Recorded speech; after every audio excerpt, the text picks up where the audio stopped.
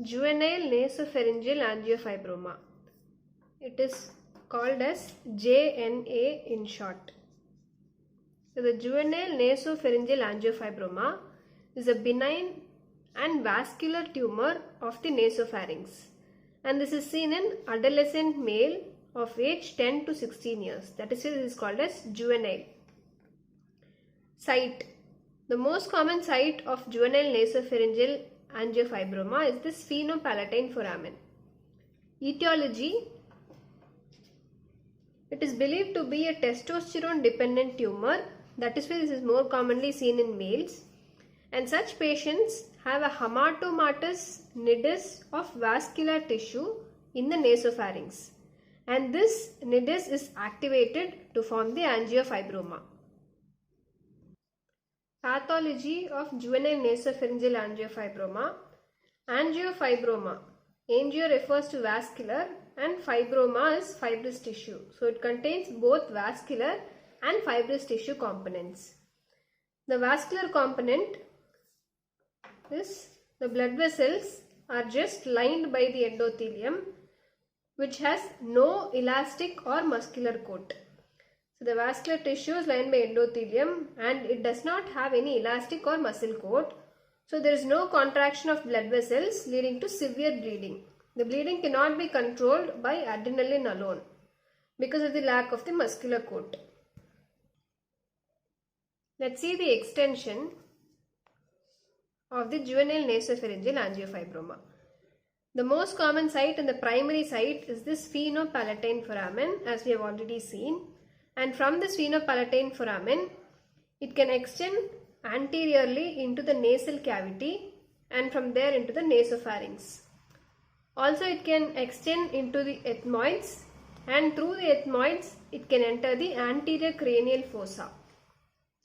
From the sphenopalatine foramen it can extend to the sphenoid sinus, from which it can enter the middle cranial fossa, and from the sphenopalatine foramen it can extend to the pterygopalatine fossa, and from the pterygopalatine fossa it can extend either to the maxillary sinus or to the inferior orbital fissure. If it extends to the maxillary sinus, it involves the cheek region, and if it involves the inferior orbital fissure, it extends to the orbit. So if it involves the orbit, it leads to frog face deformity. So both the eyes are separated with a distance, it leads to frog face deformity. And through the pterygopalatine foramen, it can also involve the infratemporal fossa. This is the overall extension of the juvenile nasopharyngeal angiofibroma. The clinical features of JNA. Most commonly it involves 10 to 20 years males, and in the nasal cavity involvement it can cause clinical features like recurrent, profuse and spontaneous epistaxis. Being a vascular tumor, the most common feature is epistaxis, that is bleeding through the nose. And the patient may be anemic due to excessive blood loss. The other symptoms include blood-stained nasal discharge, nasal obstruction and denasal speech. Also there can be eustachian tube blockade leading to conductive hearing loss, otitis media and effusion. The other clinical features involving other parts include proptosis, swelling of the cheek, broadening of nasal bridge and cranial nerves involvement like second cranial nerve, third cranial nerve, fourth cranial nerve and sixth cranial nerves can be involved. Coming to the diagnosis and investigation of juvenile nasopharyngeal angiofibroma, mostly the diagnosis is based on the clinical picture and biopsy is totally contraindicated because there will be profuse bleeding which is very difficult to stop. And the investigation of choice is CECT, contrast enhanced computed tomography.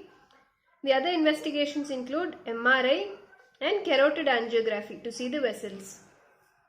Signs of JNA, the most important sign is the Hallman-Miller sign, which is also called as antral sign.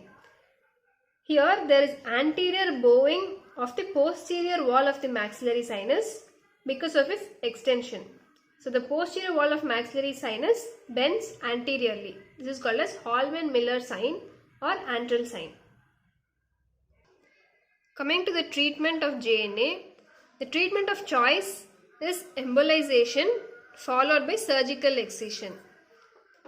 There are various approaches for this surgical excision, which are transpalatine approach, Sardana's approach, which is transpalatine along with sublabial approach, endoscopic removal, Lefort 1, that is transmaxillary approach, infratemporal fossa approach, intracranial, extracranial approach, and lateral rhinostomy. These are the various approaches for the surgical excision of JNA. And for decreasing the blood loss during surgery, we perform preoperative embolization, or we give estrogen therapy, cryotherapy, or radiotherapy. These measures are for decreasing the blood loss during surgery.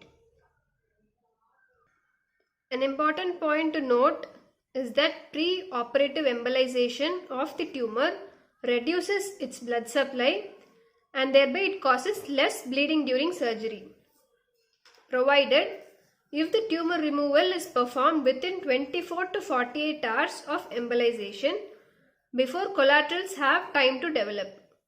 So the surgery should be performed within 24 to 48 hours of embolization, or else there will be collaterals developed and it may also cause bleeding. Other modalities of treatment include radiotherapy. Radiotherapy is given for the intracranial extension of the tumor when the tumor derives its blood supply from the internal carotid artery. And if there are recurrent angiofibroma, we can give radiotherapy for its treatment. And mostly we give the intensity modulated radiotherapy.